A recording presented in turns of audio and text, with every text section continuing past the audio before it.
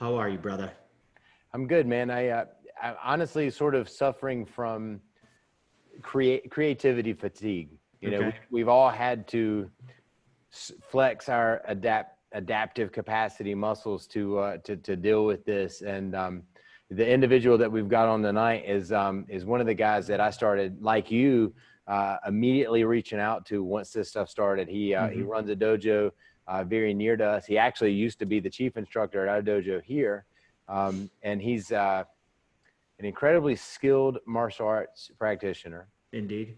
He's an incredibly intelligent, business-minded guy, which was not something that I would have immediately pinned on him prior to seeing what he's done opening his own dojo. And then once he opened, he was one of the fastest dojos that I was able to witness pivot into the position of producing really high quality digital content for his students. So I immediately went to him and was like, hey, what were you doing that? Can I steal that idea? Can I borrow that idea? Give me some tips on this and that. So really excited to have tonight on the show, Bryan Totoshi Griffin. What do you say? You want to go ahead and bring him on? Yeah, let's do it. Yeah, take just a second. So as Bryan's coming in, I believe he's broadcasting from his beautiful dojo in Raleigh or in Wake Forest, which is, sort of a suburb of Raleigh. And there he is. There he is. Hey, Bryan. Hey, fellas. Thanks for having me here. Absolutely. Thanks for being here. We were just talking about your some of your background story, just a little bit. We're going to let you kind of take the helm on that here in a second, but you are in your beautiful dojo there in Wake Forest, and I like that shirt that you're wearing. Y'all didn't send me a memo. Good times. Good time. We've been working on our Kuji 6 or 7, so we may not be that good at it. So send us some vibes your way for the next time. It's funny. Yesterday, I had this shirt on yesterday. I actually did the laundry last night, so it's cleaned since yesterday. But I had the seminar with Jim McFarland, and he pops on wearing a red shirt like this. And then we did the Zoom call with Mr. Hayes, and he's wearing the red shirt. And I was like, hey, I guess it's a good thing to wear online. Red shirt very week. Cool. Yeah. Very cool. So, Bryan, give us a little bit about your history. What brought you into? Because you are one of very few that are. Oh, by the way, this just popped in my head, so I'm not going to finish this joke. I'm just going to start it and let it be. Maybe Kelly Cox or Brian Evans can chime in and put an ending to it. 3 6-degree black belts walk into a dojo. Boom. I'm leaving it. It's on the table. Go from there. All right, but you've been one of the only ones that are of a high ranking level, being a 6-degree black belt in To-shin-do, that started out as a youth in the system itself. So could you describe what was your experience like? How'd you get started? And what was your appeal to begin training in To-shin-do? Sure. I just have to modify your joke first. 3 6-degree black belts log into a dojo. Okay. See, there it is. All right. And go. So yeah, when I was in elementary school in Dayton, Ohio, and we were playing on the playground behind the school, and there was like a little garden wall, and I was walking along the wall, and there's this other kid a little bit younger than me walking the other direction, and we hit an impasse. He wouldn't move out of my way, and I wouldn't move out of his, and so we kind of got into like a who's gonna get out of the way. And then his mom goes, hey, who's your mother? So I was like, oh, she's over there. And they hit it off, and like to this day are still like best friends.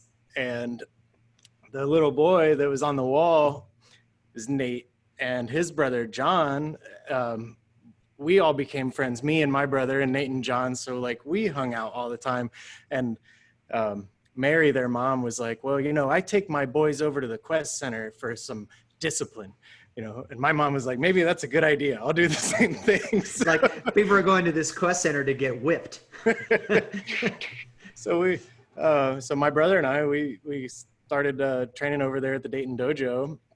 I was 12 and he was 10, and John and Nate were the same age. So we got to train together.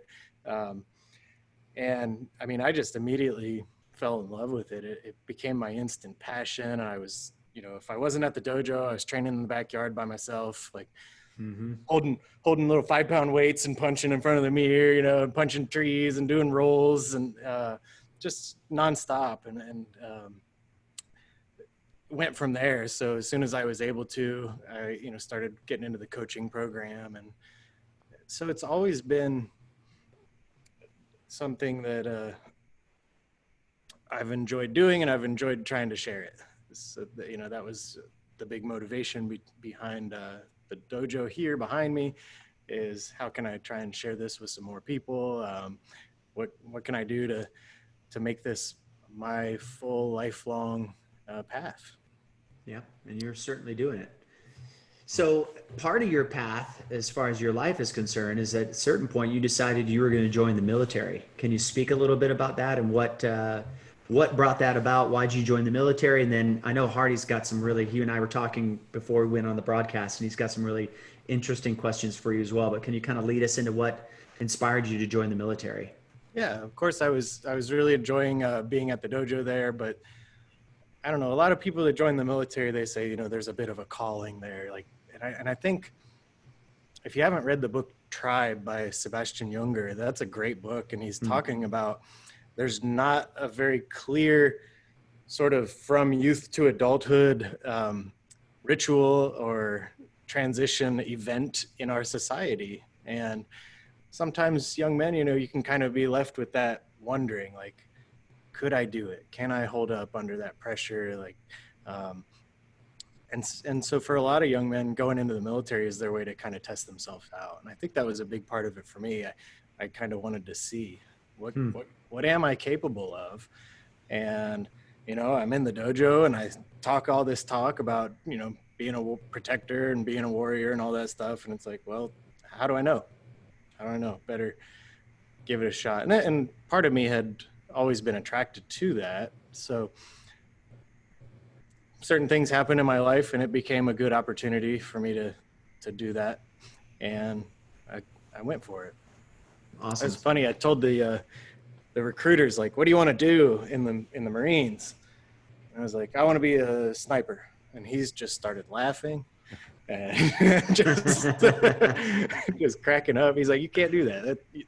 You can't sign up to be a sniper. And I was like, what, really? He's like, yeah, you got to sign up to be a regular infantry rifleman. And then if sniper platoons are having tryouts, then you can try and get in there. So it's quite a long shot. And I had a tiny little door of opportunity open up, and I ran through it and got to do what my recruiter laughed at. Wow. That's pretty cool, Bryan. Prior to Bryan going in, me and the other gentleman that was running the dojo with me here at the time had already scouted. Speaking of scouting and scout snipers and stuff, we'd already scouted Bryan out, and we decided that we were going to hire him and have him come to North Carolina, but we missed. And I don't really remember how that happened. Did we approach you about coming to work for us prior to you going in the Marines? I don't think so.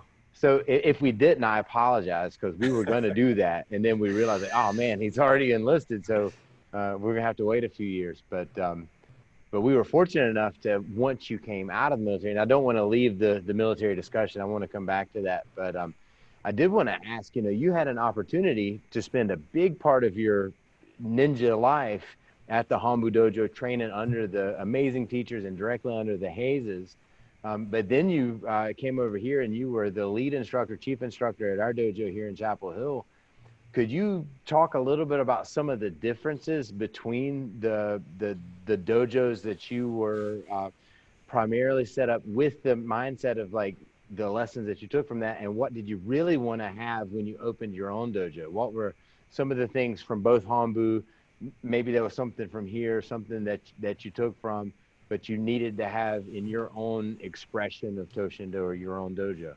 That's a big question. Oh, that's great.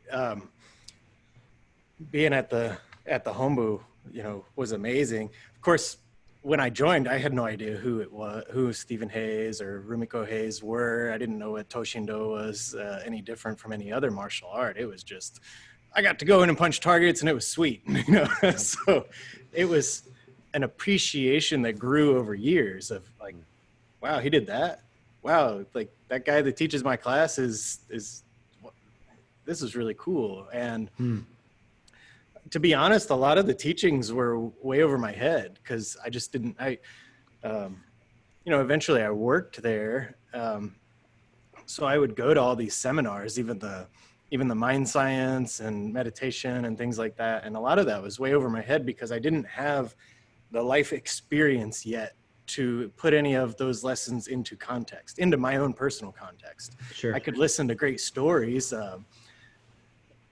And that may have been another reason for going into the military or for starting my dojo is like, all right, I can't just spend the rest of my life repeating other people's cool stories. I got to have some of my own stories. I've got to try and get out there and get my own experiences so that I can speak truly to the effectiveness of what we learn here. Otherwise, I'm just, it works because those people said it worked for them. So that was a big motivational aspect to it as well, to going off on some of my own adventures. But I won't forget my very first black belt class. Well, before that even, we had, it was it's a fun place to train because we had all sort of different instructors. And Who were some of your early instructors? I mean, James Norris was like from day one. And James, he's like, he told me many years later, he's like, oh man, when you and your brother rolled in the dojo, I'd like, the Griffin brothers are here. Oh, here we go. That's good. I was so, I guess you could say, motivated to get this stuff, and just wanted to do it. Gas pedal to the floor, and back then, I'm not sure if they still do it exactly like that, but in the curriculum for white belts, you're not even supposed to do a full roll. You're supposed to do the rock over onto your back. And that was killing me. I was like, but I could do the roll. Look, I can do it from standing. I can jump into it. So that was pretty tough to sort of stay in my box as a young kid, as a young teenager. I mean, but what a cool place to spend your teenage formative years. I got so lucky to have those role models. And I'm sure it kept me out of trouble. I not in addition to working at the dojo, until I was a junior in high school, my brother and I had a lawn mowing business. We were doing 50 yards a week. So it's like you go to school, cut grass, or go to school and go to the dojo. And that was like my life. So That was it. It was just working and kept me out of trouble. Developed, I think, a strong work ethic, which has helped me out here for sure. Helped me out in the military as well. But yeah, we used to have these black belt tests. It was like a series of tests, and one of them was the stress test, and they'd wear you out with a bunch of exercises, and then they'd come at you with knife attacks. And if you got cut more than 3 times with the chalk knife, then you didn't pass. You come back again later.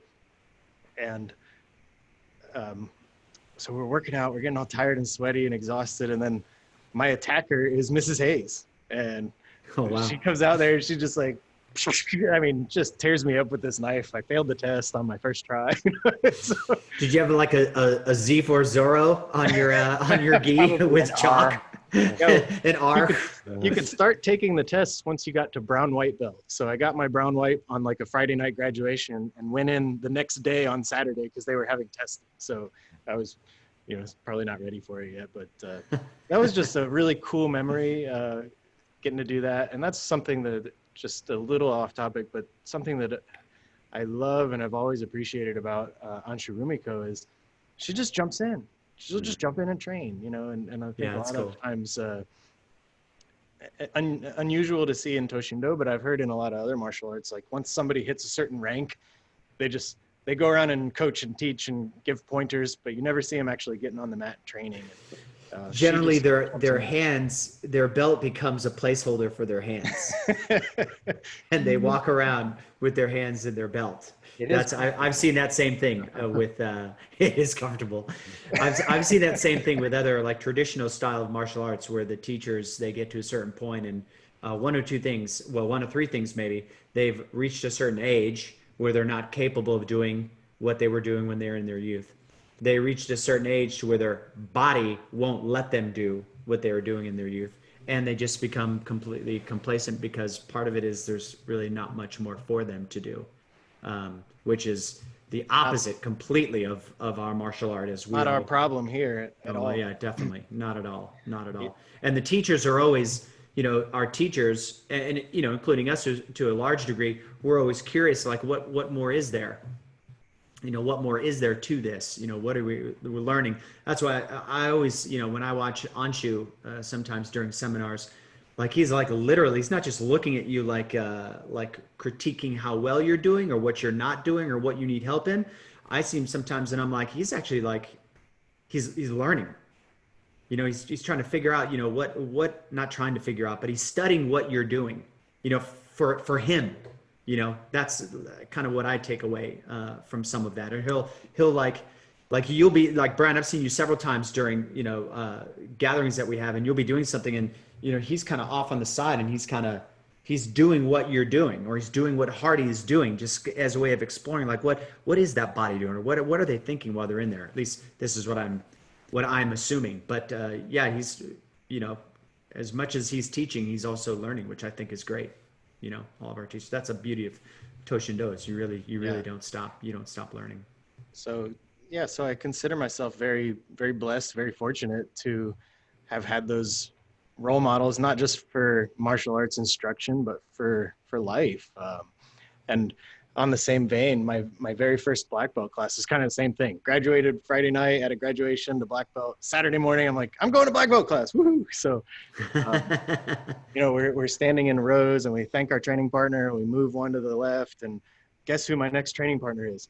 Stephen K. Hayes. Like, okay. he's in there training, and we were doing like some punch drill, semi-free response kind of thing. And I just remember thinking, because I'm trying to throw punches. I'm trying to hit him, like just giving it my all. I'm like 16 years old, so I stand no chance. And he's just like using his forearm. He's just, doing this, and none of my punches are getting through. And I remember thinking, like, his forearm is like 2 feet wide. I can't punch around. That was my first black belt class, getting to train with them. So yeah, I couldn't have been more lucky with that. That's awesome. And so went away for the military for a little bit, and then I messaged Hardy. They were doing a seminar, Winter Quest, I think, and I was like, well, I could drive up from base. It's like 2.5 hours. Would I be able to come up and train with you guys? And he just said, come on, let's do it. And so I went up there, and that was the really cool thing about coming to the dojo at Chapel Hill. I really thought, the same thing that anybody thinks after taking a break from training, which, maybe a lot of people are kind of on a break right now. So listen up. This is good advice. I was out for 4 years for military training, didn't get to train in martial arts very much over that entire span of time. And so I thought, like, man, I'm going to be rusty. It's going to be weird. I'm going to have to like learn the ways in a new community and all this stuff. And it was like within a week, it was like I had been there my entire life in Chapel Hill. Right? I was back in my element. There was no awkwardness. There was a few classes where I'm like, kind of standing off to the side to see just how you guys ran things, because it was a little bit different than I was used to, or I didn't remember, but just, a week, maybe 2. And it was like, I'm in my own living room, so comfortable. That's cool. What were some of the differences between the two schools? I have what I perceive to be the difference, but I don't have benefit of having trained at Hanbu for the length of time, or through different stages of my life like you did?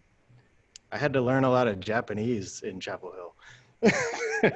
More than at Hanbu. Oh man, they very very little use of it there, and I think that was part of the, hey, we're doing Toshindo now, so let's meet people where they're at with what they're familiar with. So we're teaching to suburban Dayton, so let's use suburban Dayton language. And Chapel Hill had a little bit of that residual old school ninjas, and your teachers, of course, had all been to Japan, and so there was a lot more use of the Japanese. And came down and people are like, hey, how do you do this uke nagashi? And I'm like, what is this?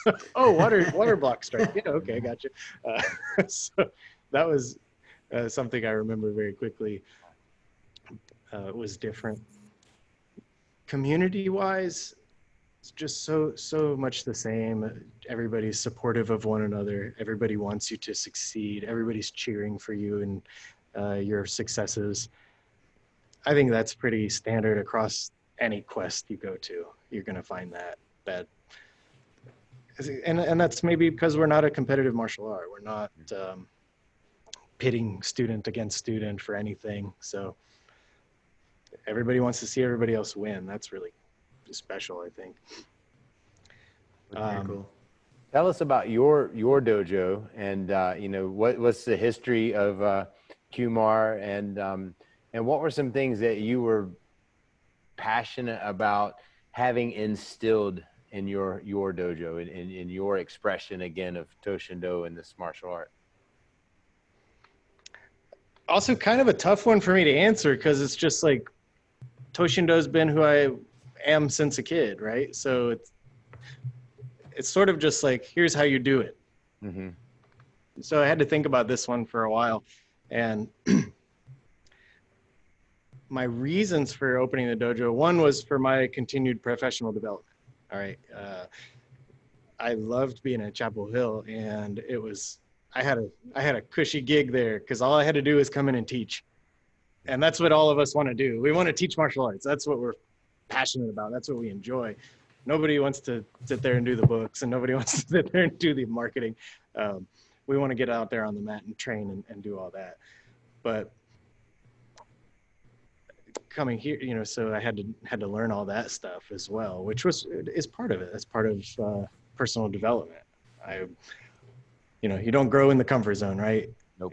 The Q guy is busting out of the boundaries of his current potential. So I think I was good at that, and a way for me to continue to grow was to do this. The other part of it was, we got to take Toshindo to people, to more people. That's the best way that I could think of to bring this martial art to more folks, and that was to bring it to them. So